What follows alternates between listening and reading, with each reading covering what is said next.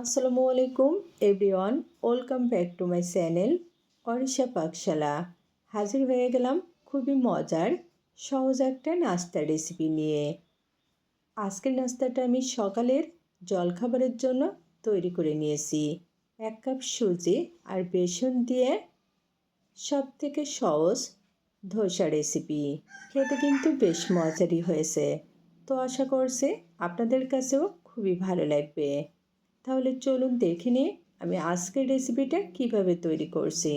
শুরুতে মিক্সার গ্রাইন্ডারে নিয়ে নিচ্ছি সুজি 200 গ্রাম, বেসন 100 গ্রাম, অর্থাৎ যে পরিমাণ সুজি নিতে হবে তার অর্ধেকটা বেসন, 2টি কাঁচামরিচ, 1 টুকরো আদা, স্বাদমতো লবণ, 1 টেবিল চামচ চিনি, হাফ কাপ পরিমাণ টক দই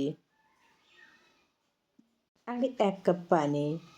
এখন একটা পেস্ট তৈরি করে নিচ্ছি। দেখুন, পেস্ট তৈরি করে নেওয়া হয়ে গেছে, তবে অনেকটা ঘন হয়ে গেছে। এই জন্য জার ধুয়ে হাফ কাপ পরিমাণ পানি দিয়ে দিলাম।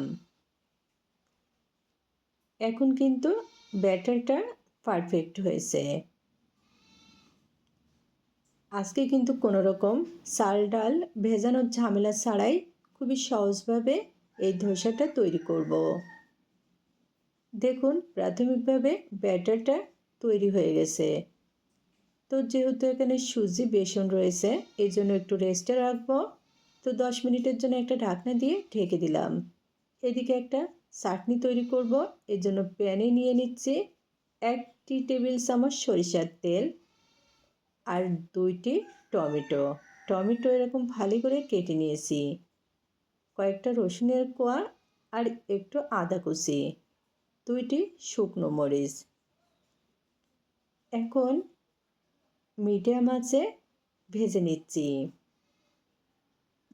ধোসা কিন্তু চাটনির সাথে খেতে বেশ ভালোই হয়, তবে আপনারা চাইলে কিন্তু ডাল কিংবা মাংসের সাথেও পরিবেশন করতে পারেন। দেখুন, বেশ কিছুক্ষণ ভেজে নেওয়ার ফলে টমেটোর কালার চেঞ্জ হয়ে এসেছে আর সেই সাথে ভাজা ভাজাও হয়ে গেছে। এর থেকে আর বেশি ভাজা লাগবে না। এখন চুলা থেকে নামিয়ে ঠান্ডা করে নিয়ে একটা মিক্সার গ্রাইন্ডারে নিয়ে নিচ্ছি পেস্ট তৈরি করার জন্য। নিয়ে নিচ্ছি 1 চিমটি লবণ আর 1 টেবিল চামচ চিনি।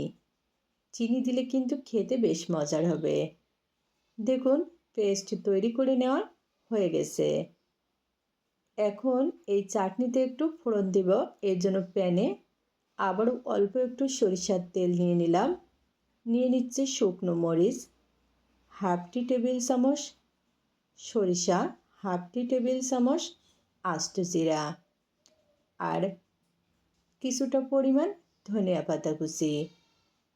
চাটনিতে ধনিয়া পাতার ফোড়ন দিলে অনেক বেশি সুঘ্রাণ বের হয় আর খেতেও বেশ ভালোই হয়।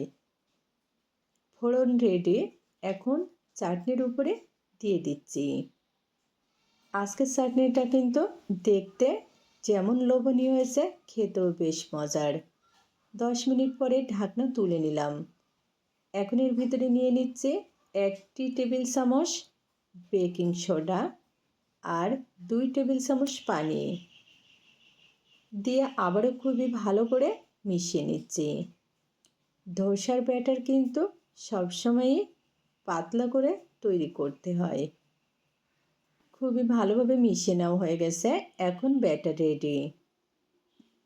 চুলায় প্যান দিয়ে প্যানে কয়েক ফোঁটা তেল দিয়ে দিলাম।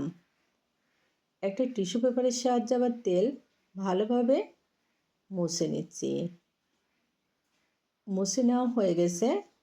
দিয়ে দিচ্ছি অল্প একটু পানি ছিটানি। এতে করে কিন্তু ধোসাটা অনেক বেশি পারফেক্ট হবে। প্যান রেডি, ব্যাটার দিয়ে দিচ্ছি। 2 চামচ ব্যাটার দিয়ে চামচের সাহায্যে এরকম চারিদিকে ছড়িয়ে নিচ্ছি। 2 মিনিট মতো পরে ব্রাশে তেল লাগিয়ে এরকম করে ধোসার উপরেই দিয়ে দিচ্ছি। এতে করে কিন্তু ধোসাটাও অনেক বেশি ক্রিস্পি হবে। এখন উল্টে নিচ্ছি। আর হ্যাঁ, চুলার আঁচটা কিন্তু মিডিয়াম টু লোতে রাখতে হবে। এভাবে উল্টে পাল্টে কালারফুল করে ভেজে নিচ্ছি। দেখুন ভাজা হয়ে গেছে, তুলে নিচ্ছি। কতটা সুন্দর হয়েছে আজকের রেসিপিটা।